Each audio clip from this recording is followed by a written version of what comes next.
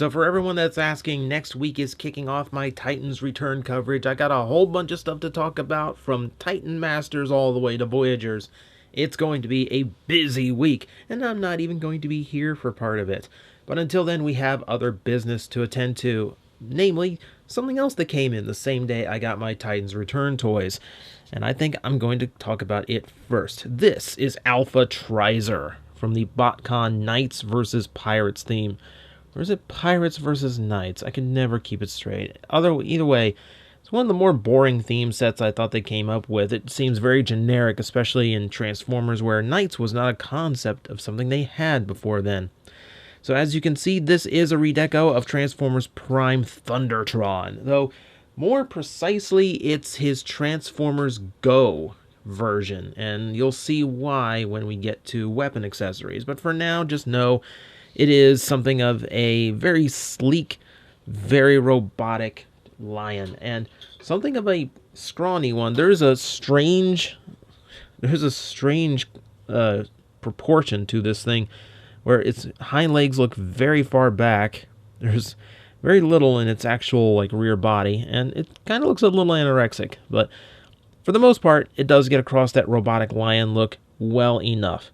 Now, Alpha Trizer is kind of a thrown-off name, but be assured, this is technically Alpha Trion, or at least it's supposed to be. It's based on one of the old Botcon exclusive ideas. There was supposed to be Beast Machine Snarl that was repainted into the oldest of Autobots, and this is kind of a redo of that concept with a few changes. Of course, cast in a nice shade of purple and white. Gets across some of the old Alpha Trion colors, along with some burgundy paint that shows through here and there. In particular, in this mode, the underside of the mane is done up in that color scheme, as well as the red in front of the claws. In general, the colors are pretty well balanced here, and there's a lot of paint to him, from the little claws, details on his shoulders, to the silver striping that goes from mane all the way through to his back. It's actually quite well decoed and a quite nice look for the toy. You can see the Knights symbol there. It looks like a completely manic version of the Autobot crest with gigantic bird-like wings.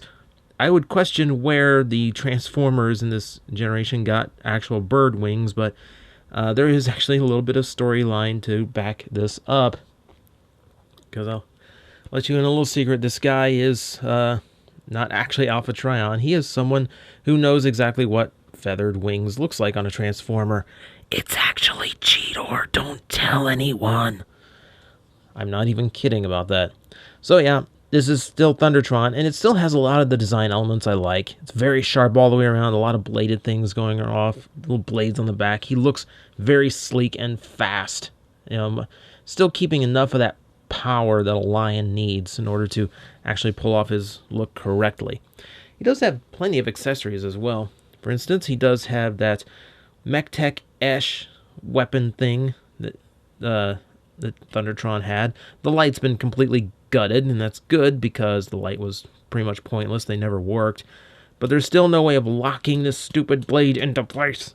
So you're kind of left with it kind of there. And the peg being there means it's always going to be a little bit off-center from where you intend.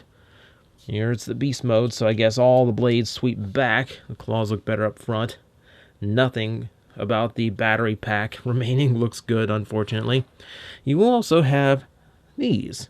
These are two blades from one of the other Transformers Go figures. Kenzan, I believe? I never really kept track of them. They all looked pretty horrible. And I don't even mean plastic addict horrible, I just mean I didn't want to own any. But they do plug into the sides here to create a very Zoids-esque Blade Liger kind of attack thing going on here. But it does kind of work in with just how many blades this toy seems to have. This absolute obsession with sharp objects all the way around his body. But that works out. That works. It's silly, but it kind of works. I will also tell you, it's a beast mode, and it should have plenty of articulation, but the jaw does not move. The hips do have articulation, but they're meant to peg into these side panels, so they're not really supposed to move that much. And then the front legs, you get a little bit of ankle rocking. and a little bit here in what would be the elbows, but nothing up here, because the little secret of this toy's engineering is these aren't real legs. It's only the vestige of a lower leg and like this piece that's stuck on. It's an illusion. An illusion we will now reveal as we get this guy into robot mode. I'm going to unpeg those and extend the legs out. From here, the feet need to rotate, and we'll go ahead and flip these little blades forward so he can have some kind of new look to him. Get that piece out. That gives him a heel. And the legs are going to have to rotate all the way around to this side of the toy. And we'll come back to that here in a bit.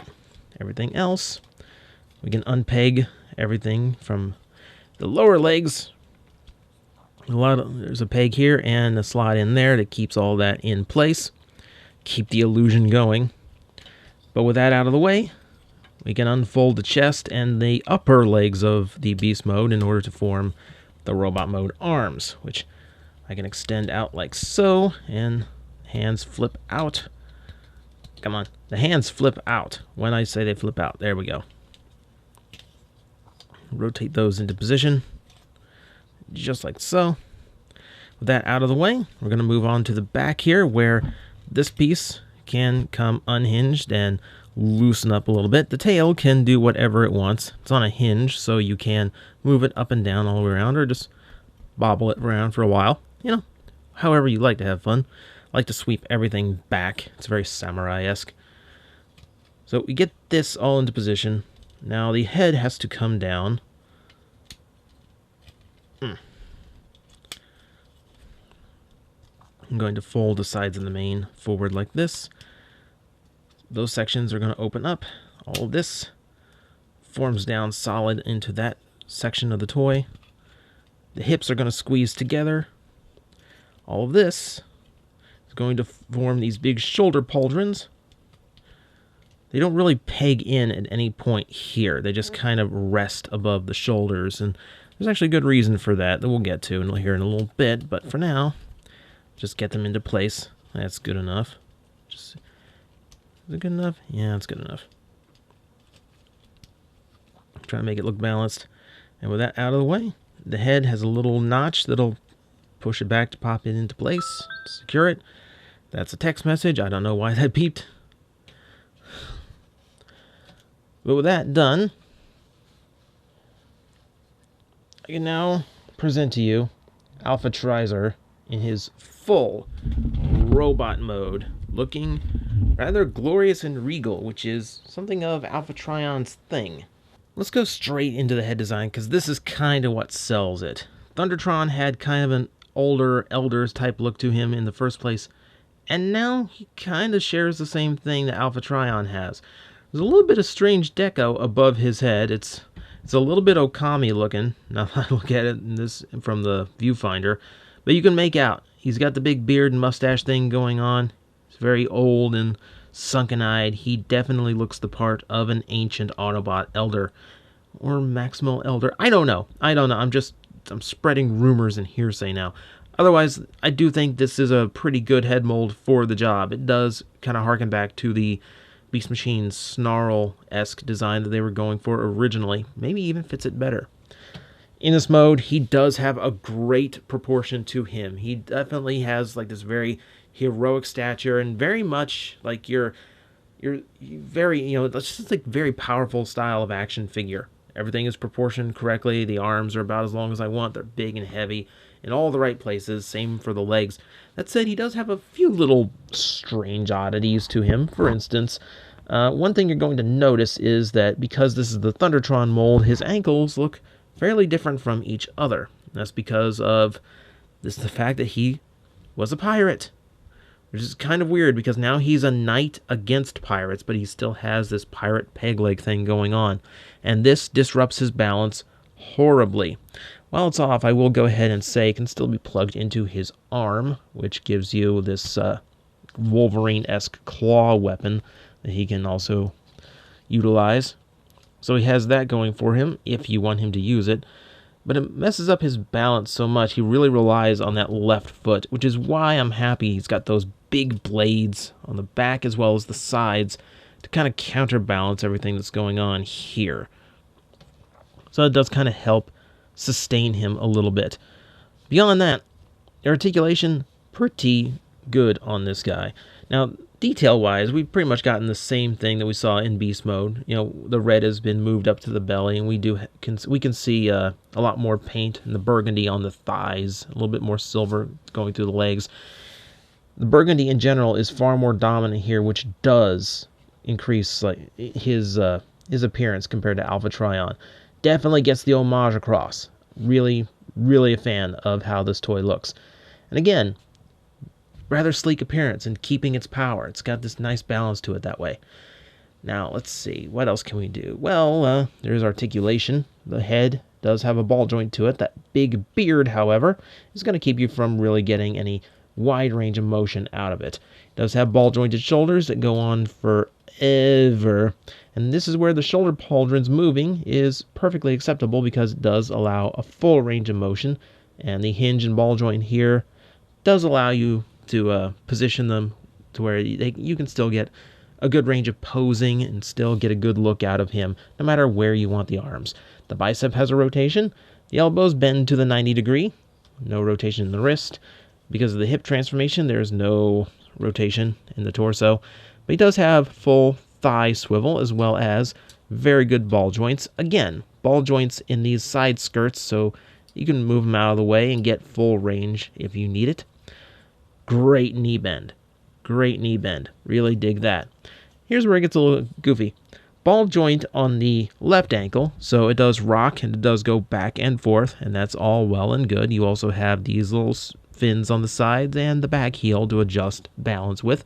And then we also have a rocking joint over here. No tilt. You cannot ankle tilt him on this side, which again is a balance issue thing. That's where all this extra stuff does kind of come in handy should you need it. So aside from that little quibble because of his peg leg gimmick, he does have a good range of posability to him and has a lot of possible poses that you can get him into. That all works out quite well for me. Now, where this gets a little bit strange again is when we start getting into weaponry, because of course he can still peg in all the weapons everywhere he could before. Peg in there.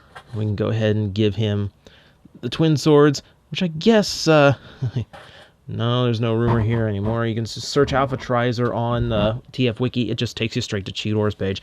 Yeah, he's supposed to be the Beast Machine's Cheetor, fully grown into a spiritual sage of Cybertron. So this is where he keeps his twin swords that he had in Beast Machines, and that's where I kind of feel like the Go version is more appropriate. He felt the need to add a third sword for some reason, but besides that, everything else going quite well for him. I do think it does help keep him attached to both the Alpha Trion and the Cheetor side of the character's origins. So, in a nutshell, my friends, that is Botcon, Timelines, Alpha Trizer. Now, part of me goes, well, this is actually really cool of TF Club to do, to kind of bring back one of the old homages that never got a chance to be seen as a real toy. One of those concepts, you know, like the recent Transmetal Megatron out of RID Megatron, that people saw, people really wanted, and they never got to do. On the other hand, it's also me going, well, it's like a lot of their other late exclusive series. It's a toy that only has 2 photos, it's really obscure, and they want a premium price for the one they made now. So it kind of represents both some of the best and some of the worst habits that FunPub tended to have with their exclusives, especially later in the run. I still don't get why the pirate mold, the toy meant to be a pirate, was molded into a knight. But hey, I'm just judging it for what it is now. And for what it is now, it's a cool throwback. It's a cool use of 2 classic characters. And I am honestly always been a fan of the mold. So this does actually work for me on a lot of fronts.